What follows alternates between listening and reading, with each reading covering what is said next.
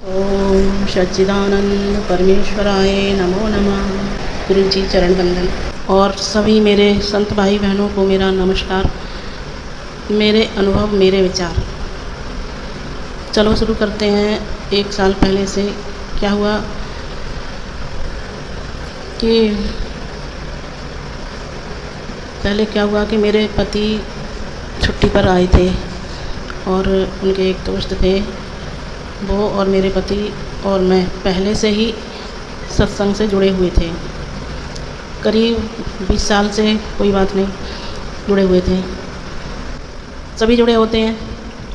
कहीं ना कहीं खूब सत्संग किया, दर्शन किए, घर आ गए। लेकिन मेरे मन में कहीं ना कहीं दुविधा थी कि मुझसे बैठकर कभी भजन नहीं हुआ। मुझे भजन में कुछ नज़र नहीं आया। मेरे घर पर संत महात्मा आए तो वो मुझसे कहते कि तू भजन क्यों नहीं करती है। मैंने कहा मुझसे बैठ के भजन हो ही नहीं पाता है।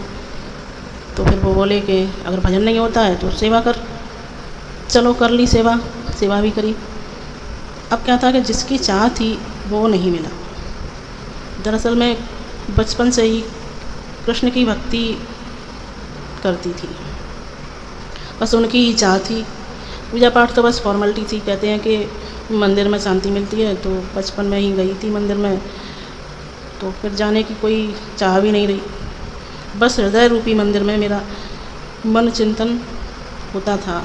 मतलब हर टाइम कभी मेरा चिंतन से ये जो कृष्ण रूपी पता नहीं क्या है, आकर्षण है या तत्व है, ये कभी हृदय से जाता ही नहीं था।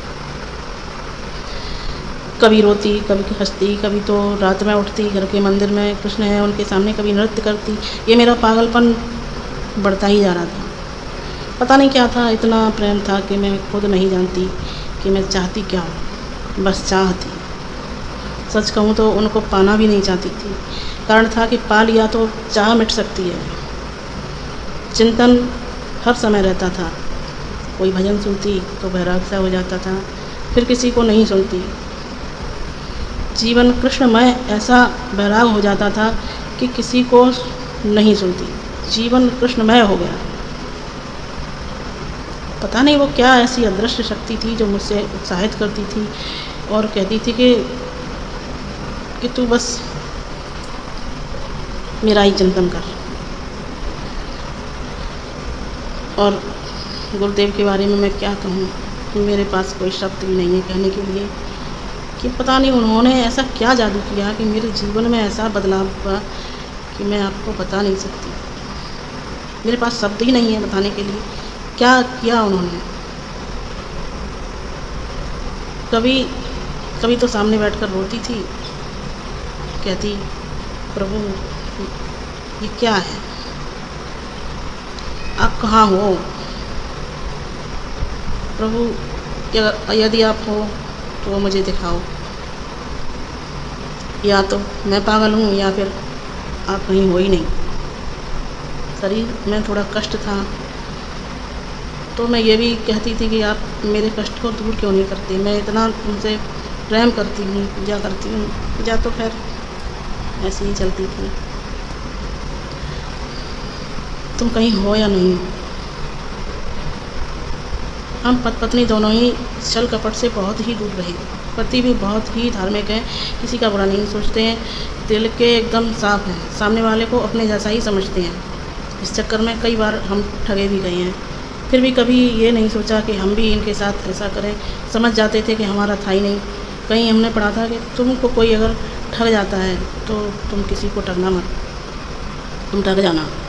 चलो ये तो सब बात ज़िंदगी में सबके साथ होती रहती है, ये तो चलता ही रहता है और ऐसे ही ज़िंदगी पार हो जाती है सबकी।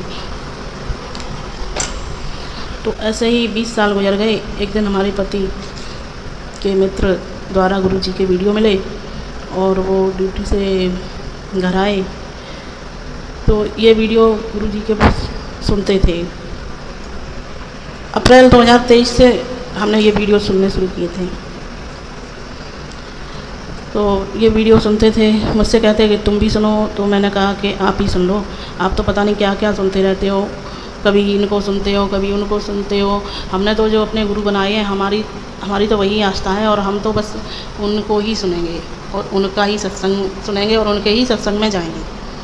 बस आने वाली गुरु पूर्णिमा थी तो बोले कि कहीं मत जा, बस यहीं पे है सब कुछ। तो मैंने कहा नहीं, मैं तो जाऊँगी, मैं तो गुरु पूर्णिमा मनाऊँगी, गुरु जी के दर्शन करूँगी। और हर साल जाते थे, कोई साल ही वैसे भले ही छूटा हो, लेकिन हम जाते थे। तो गुरु पूर्णिमा पे भी हम गए, हम तो गए, लेकिन मेरे पति कोई उत्साहित नहीं थे, क्योंकि उनको तो सार शब्द मिल चुका था। मैं ही थी कि मुझे कुछ नहीं मिला था। तो वहाँ से भी आ गए। फिर ये वीडियो सुनते रहे, तो मुझसे भी कहा कि तुम भी सुन लो। मैंने कहा मेरे पास टाइम नहीं है, मैं नहीं सुनूँगी। बोले कि ठीक है, तुम्हारी मर्ज़ी है, मत सुनो, कोई बात नहीं है। चलो मैं भी अपने काम में लग गई, वो भी कहीं बाहर गए हुए थे। तो मैंने खाना पीना बनाया, बच्चे थे हमारे दोनों घर पे। तो पता नहीं क्या अचानक से मेरे घर के आंगन में, बिल्कुल घर बंद है हमारा, फिर भी पता ऐसा लगा कि किसी ने मेरे घर में कांच का शीशा तोड़ दिया। अब मैं एकदम से देखा, मैंने क्या है, कहाँ है। बच्चों को भी कहा कि देखो कहीं क्या कुछ हुआ है। बच्चों ने भी देखा इधर उधर, बोले कि कहीं कुछ नहीं है, तुम्हें तो बस ऐसा ही लगता रहता है। मैंने कहा नहीं, कुछ तो हुआ है। कि नहीं मम्मी, तुम तो ऐसे ही करती रहती हो। मैं चलो कोई बात नहीं है। चलो वो भी दिन चला गया। दूसरे दिन की बात है, उसी वक्त की, वही टाइम था। तो मैं खाना बना रही थी, तो अचानक से ऐसा जैसे भमरा होता है, उसकी आवाज़ जो होती है, वाइब्रेशन जो करता है वो, तो उससे, उस भमरे की आवाज़ से भी कई गुना तेज़ आवाज़। और ऐसी कभी इस खिड़की के पास, कभी उस खिड़की के पास, कभी ऐसा लगता है कि बाहर से आ रही है, कभी ऐसा लगता है कि अंदर से आ रही है, कभी ऐसा लगता है कि कहीं छत से आ रही है। मैं ऐसी पागल हो गई, मैंने कि क्या हो रहा है, यही समझ में ही नहीं आता था कि ये हो क्या रहा है मेरे साथ। चलो कोई बात नहीं। फिर एक दिन मेरे पति और उनके दोस्त बात कर रहे थे आपस में फ़ोन से, तो समझा रहे थे कि उनको पहले, उनके दोस्त को बहुत, मतलब वो तो बहुत ही पहुँचे हुए संत ही समझ लो उनको।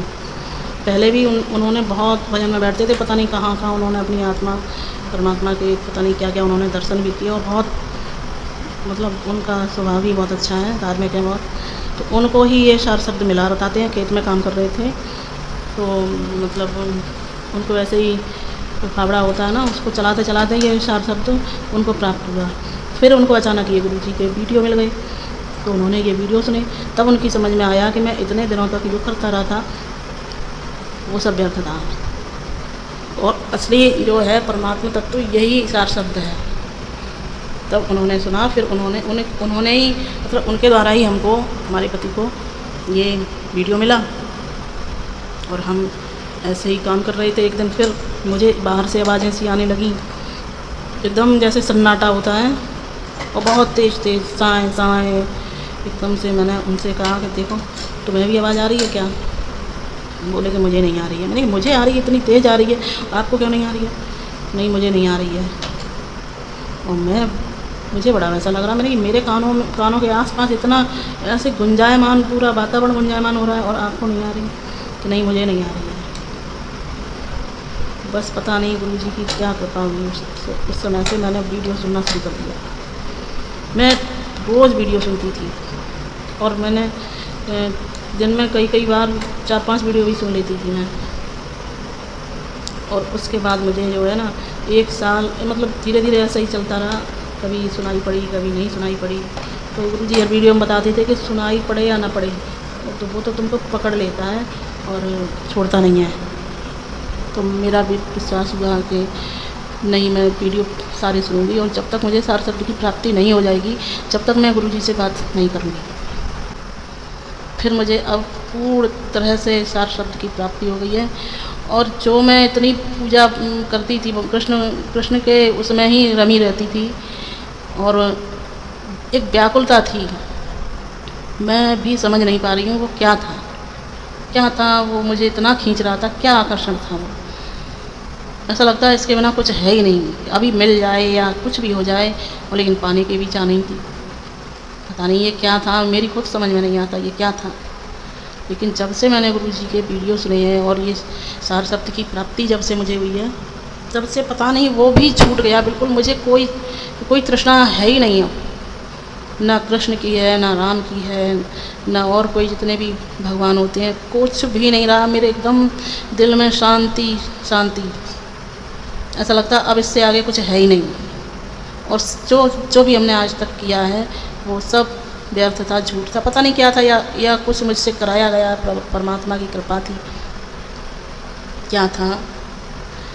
ऐसे कहते हैं कि जो भक्ति करता है तो कहते हैं कि भक्ति का बीज कभी नाश नहीं होता है, भक्ति का भी नाश नहीं होता है, भक्ति का जो बीज होता है उसका भी नाश नहीं होता है। तो शायद हो सकता है मेरी भक्ति का ही ये फल होगा।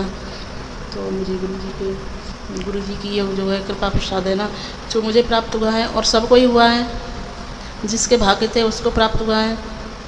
मुझे लगता है कि मुझे मेरे ऊपर ही सबसे ज़्यादा कृपा है, और ऐसा सबको ही लगता है कि सब मेरे ऊपर सबसे ज़्यादा कृपा है। अपना अपना अनुभव है, सबके ऊपर ही कृपा है। जितने भी सभी मेरे संत भाई बहन हैं सबके ऊपर ही गुरु महाराज जी की कृपा है।